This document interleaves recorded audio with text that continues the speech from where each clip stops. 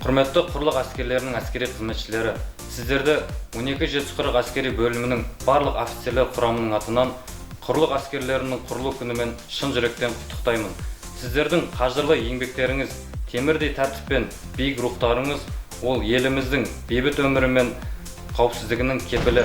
Әскери қызмет ол тек қана мамандық емес, ол отанға деген адалдық пен батылдықтың айғағы. Сіздерге зор денсаулық, отбасыларыңызға бақыт, жұмыстарыңызға табыс тілеймін.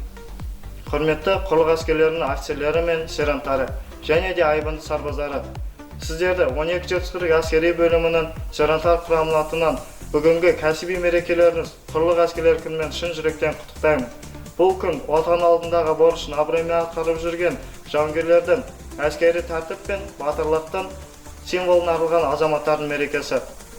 Құрлық әскерлері еліміздің қарулы күштерінің негізін құрайтын, кез келген жағдайда алғы шепте тұратын мызғымас тірек. Сіздерге зор денсаулық, отбасыларыңызға бақ береке, қызметтеріңізге табыс тілеймін.